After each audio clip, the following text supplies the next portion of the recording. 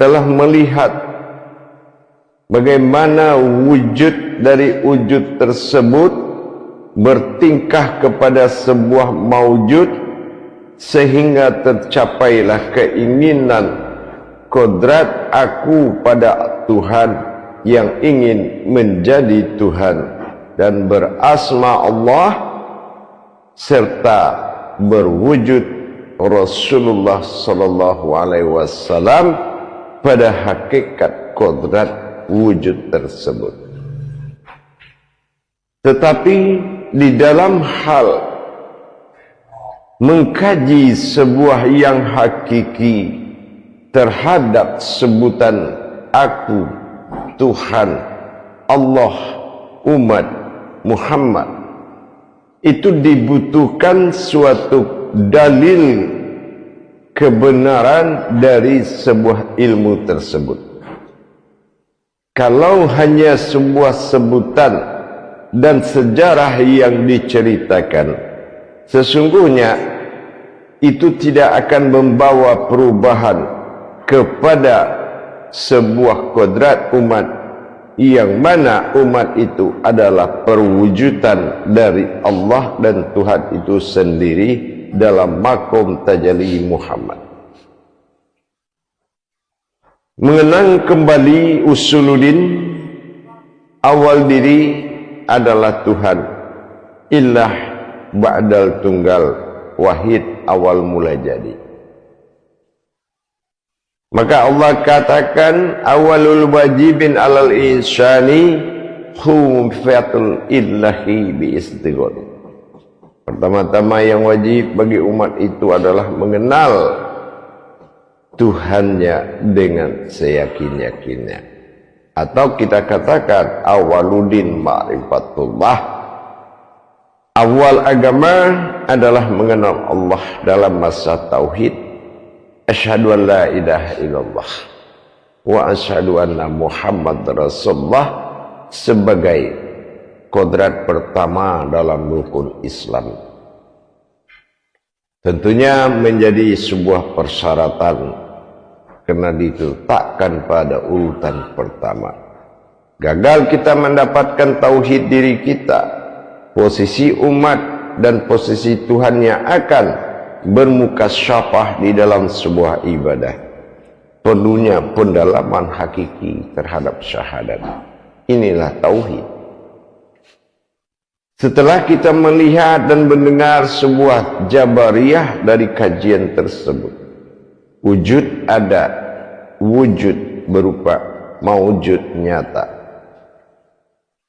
Ini kita akan wajib mencari pedoman terhadap kebenaran tersebut, yaitu suatu kodrat yang menyatakan yang tidak nyata sebagai pertanda bahwasannya yang nyata itu berawal dari kisah yang tidak nyata. Namanya Lauh Mahfuz. Lauh Mahfuz kita kenal sebagai kitab yang dinyatakan, bukan kitab berawal dari yang nyata, tetapi kitab yang berawal dari tidak nyata, berasal dari wahyu. Wahyu berasal dari qudsi, qudsi berasal dari kauni. Inilah yang jatuh menjadi syafaat, syafaat menjadi kodrat yang nyata, yaitu kalimatul haq. Kalimat tersebut sudah hayat menjadi kodrat. Mana kita lihat bukti tanda-tanda kebesaran Allah tentang ada dan tiada. Dalam hijahiyah kita melihat perbuatan Tuhan dalam wujud-wujud di mana dia maujud, terbagi dua sifat ketuhanannya. Yang satu menjadi aftar, sifat alam pada yang nyata, basmalah dalam urutan kodrat kajian. Yang kedua berhasia Allah pada dirinya dalam kodrat bismillah. ada pada wujud yang diwujudkan di dalam alam tersebut, disebut dengan ba'dal atau alif tersirat. Untuk kita melihat kekuatan dan tanda-tanda itu, maka kita lihat, sebelum membahas tanda tersebut, kita harus melihat dulu bahwasannya tanda-tanda dalam Al-Quran disebut hijaiyah adalah sebuah hikayat dari sebuah hayat yang dinyatakan. Ini yang disebut dengan hijaiyah, sejarah hayat yang dinyatakan untuk terlihat berupa zatnya. Setelah kita memahami berasal huruf itu dari kasroh, kasroh adalah sebuah tajalli batin berawal dari bi, jatuhnya menjadi titik. Titik itu juga yang ditajalikan, yang mana titik itu bernama wujud. Ditajalikan dia kasroh berarti perjalanan sir rahasia yang berupa kodrat sesuai makom dari ayat tersebut. Kita lihat titik wujud pertama ada pada kodrat batin kasroh pertama, yaitu ba, yang mana wujudnya ada di bawah ba. Di bawah ba sebuah wujud ada bernama aku yang nyata, terjelas dengan lihat. Kita lihat betul-betul terlihat dengan jelas. Setelah itu kita lihat mana yang tiada yang mengawali yang ada. Tiada yang mengawali yang ada adalah sesuatu yang tidak nyata di dalam huruf ba tersebut. Di dalam ruang lingkungan, ruang lingkung dan lingkup daripada ba tersebut berdiri sesuatu yang tidak nyata tetapi ada.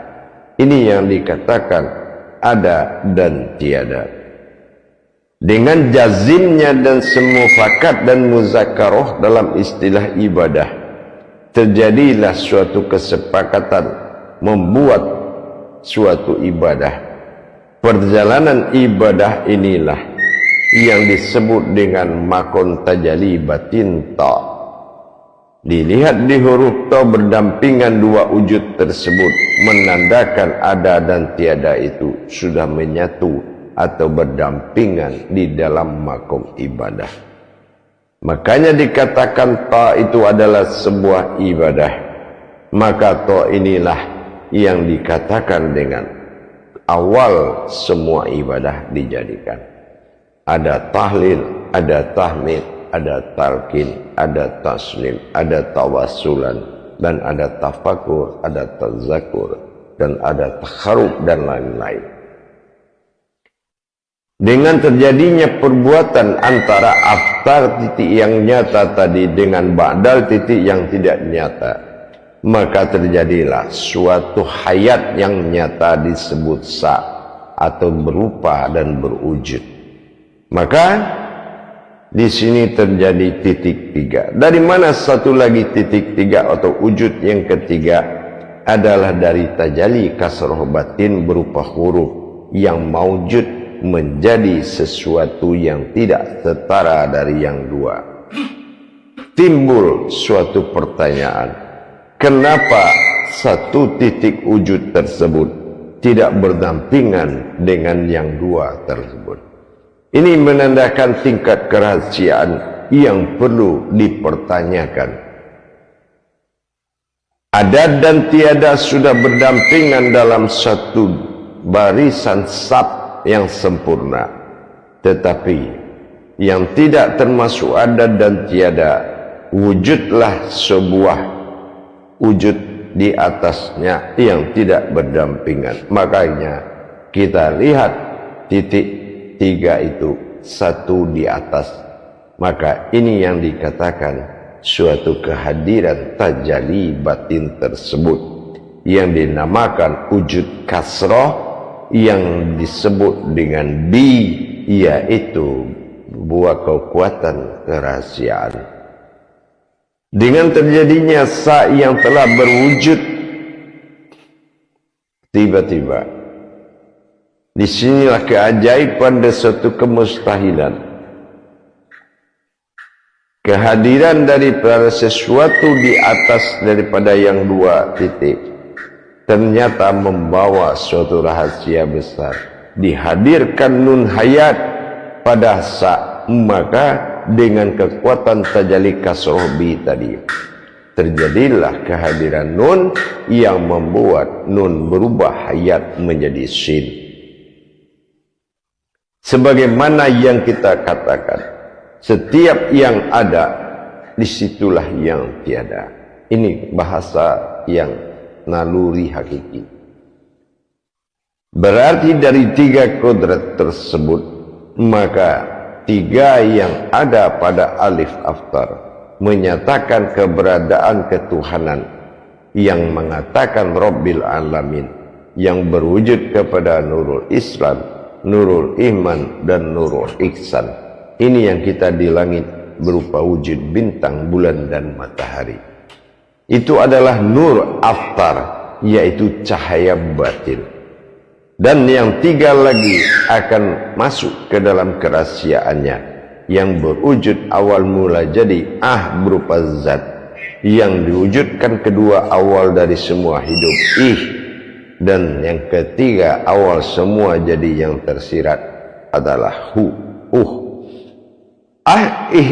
tersebut setelah dilihat dari sisi kodrat ba'dal, yaitu tidaklah terlihat dari tiga kodrat tersebut, maka kita memahami dengan kehadiran nur aftar, Nurul Isman, Nurul Iman, Nurul Ihsan, dan Nurul Islam tersebut memberikan penyinaran kepada alif ba'dal atau wujud ba'dal atau wujud yang tidak terlihat, maka kerahasiaan itu menjadi nyata di dalam sinaran tiga Nurul Aftar.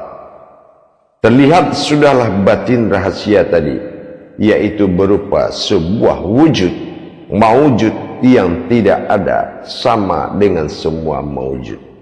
Inilah terlihatnya sebuah hayat berupa ruhul azoma atau askornya daripada seluruh alam. Penampakan zohirku oleh tiga nurul sifatku, maka nyatalah aku dalam perjalanan diriku. Itu yang disebut dengan dunia. Dal adalah perjalanan, alif tumahu adalah istirahatku, rahasiaku, sementara na adalah keakuanku, dan a adalah nyata alif atau kasroh a. Maka dalam perjalanan kerahasianku yang nyata inilah aku menyatakan zohiru Rabbi, zohirku adalah wujud dari ketuhanan, dan batinul abdi, setiap yang tidak terlihat, adalah kodrat dari keumatanku terhadap zohirku. Inilah terjadinya Rabbil Alamin. Maka dalam wujud tiga yang terlihat, itulah awal terjadinya ilahinas, yaitu wujud Tuhan bermaujud manusia. Dasar daripada penampakan tiga nur aftar menyinari kepada sir dari ba'dal, yaitu zat, batin, dan hayat, atau dikatakan Allah dan Allahu. Inilah yang menyebutkan terjadinya zohiru. Inilah Allahu fil zohiru, terjadi Allah bersifat zohir. Dengan demikian nyata sudahlah, tetapi timbul suatu pertanyaan dengan tanda-tanda yang kita lihat di aftar. Dari tiga sifat nurul tadi, ada Nurul Iman, ada Nurul Ihsan, ada Nurul Ihsan. Ini kita lihat salah satu dari tiga berwujud bintang, bulan, dan matahari. Ada satu yang tidak bisa didekati dan dipandang, yaitu Nurul Ihsan. Nurul Ihsan membuatkan kita bertanya kepada titik yang tiga. Ada apa dan siapa yang ada di atas titik dua? Kalau titik dua itu sudah jelas bersifat Muhammad pada alam sir sebagai umat batinul abdi, yang kedua bersifat zahir Allah pada zat, maka berkodratlah Allah disinilah nyata dalam bentuk suatu perbuatan tajalli ketuhanan. Wujud nyata disebut dengan sifat Tuhan, dan wujud umat disebut dengan hayat. Maka nyatalah aku Allah hayat dari sekalian alam.